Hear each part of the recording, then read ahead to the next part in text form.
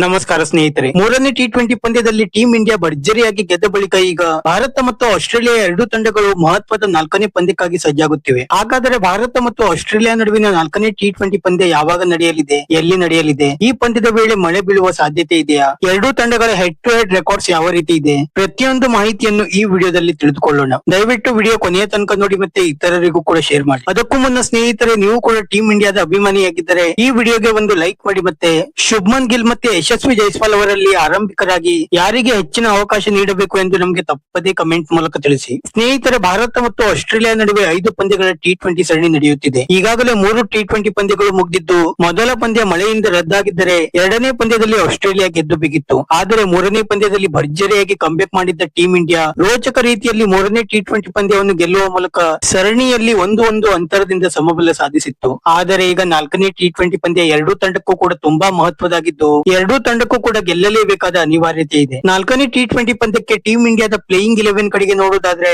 ಆರಂಭಿಕರಾಗಿ ಶುಭ್ಮನ್ ಗಿಲ್ ಅವರ ಜೊತೆ ಸ್ಫೋಟಕ ಬ್ಯಾಟ್ಸ್ಮನ್ ಅಭಿಷೇಕ್ ಶರ್ಮಾ ಅವರು ಕಣಕ್ಕಿಳಿಯಲಿದ್ದಾರೆ. ನಂತರ 3ನೇ ಕ್ರಮಾಂಕದಲ್ಲಿ ಸೂರ್ಯಕುಮಾರ್ ಯಾದವ್, ತಿಲಕ್ ವರ್ಮಾ, ಜಿತೇಶ್ ಶರ್ಮಾ, ಶಿವಮ್ ಡುಬೆ, ವಾಷಿಂಗ್ಟನ್ ಸುಂದರ್, ಅಕ್ಷರ್ ಪಟೇಲ್, ಹರ್ಷದೀಪ್ ಸಿಂಗ್, ವರುಣ್ ಚಕ್ರವರ್ತಿ ಮತ್ತೆ ಜಸ್ಪ್ರೀತ್ ಬುಮ್ರಾ ಅವರು ಕಣಕ್ಕಿಳಿಯಲಿದ್ದಾರೆ. ಮತ್ತೆ ಇದುವರೆಗೆ ಆಸ್ಟ್ರೇಲಿಯಾ ಮತ್ತೆ ಭಾರತ ತಂಡಗಳು ಒಟ್ಟು 32 ಟಿ20 ಪಂದ್ಯಗಳನ್ನು ಆಡಿದ್ದು, ಅದರಲ್ಲಿ 20 ಪಂದ್ಯಗಳಲ್ಲಿ ಭಾರತ ಗೆದ್ದಿದ್ದರೆ ಕೇವಲ 11 ಪಂದ್ಯಗಳಲ್ಲಿ ಆಸ್ಟ್ರೇಲಿಯಾ ಗೆದ್ದು ಬಿಗಿದೆ. ಆದ್ದರಿಂದ ಟಿ20ಯಲ್ಲಿ ಭಾರತ ತಂಡ ಸಾಕಷ್ಟು ಮೇಲುಗೈ ಸಾಧಿಸಿದೆ ಅಂತಾನೆ ಹೇಳಬಹುದಾಗಿದೆ. ಮತ್ತೆ ಪಿಚ್ ರಿಪೋರ್ಟ್ ಕಡೆಗೆ ನೋಡುವುದಾದ್ರೆ, ಈ ಪಿಚ್ ನಲ್ಲಿ ಇದುವರೆಗೆ ಯಾವುದೇ ಅಂತಾರಾಷ್ಟ್ರೀಯ ಟಿ20 ಪಂದ್ಯಗಳನ್ನು ಆಡಿಸಲಾಗಿಲ್ಲ. ಬಹುತೇಕ ಈ ಪಿಚ್ ಮೊದಲ ಕೆಲ ಓವರ್ಗಳಲ್ಲಿ ಬೌಲರ್ಸ್ ಗಳಿಗೆ ಸಹಾಯ ನೀಡಲಿದ್ದರೆ, ನಂತರದ ಓವರ್ಸ್ ಗಳಲ್ಲಿ ಹೆಚ್ಚಿನ ಪ್ರಮಾಣದಲ್ಲಿ ಬ್ಯಾಟ್ಸ್ಮನ್ ಗಳಿಗೆ ನೆರವಾಗಲಿದೆ ಎಂದು ವರದಿ ಮಾಡಲಾಗಿದೆ. ಮತ್ತೆ ಈ 4ನೇ ಟಿ20 ಪಂದ್ಯ ಗುರುವಾರ ನವೆಂಬರ್ 6, 2025ರಂದು ನಡೆಯಲಿದ್ದು, ಈ ಪಂದ್ಯದ ಟಾಸ್ ಮಧ್ಯಾಹ್ನ 1:15ಕ್ಕೆ ನಡೆದರೆ ಪಂದ್ಯದ ಮೊದಲ ಬಾಲ್ ಅನ್ನು 1:45ಕ್ಕೆ ಎಸೆಯಲಾಗುವುದು. ಕೆರೇರಾ ಓವಲ್ ಕ್ವೀನ್ಸ್ಲೆಂಡ್ ನಲ್ಲಿ ಈ ಪಂದ್ಯ ನಡೆಯಲಿದ್ದು, ಇಲ್ಲಿನ ಹವಾಮಾನದ ವರದಿ ಪ್ರಕಾರ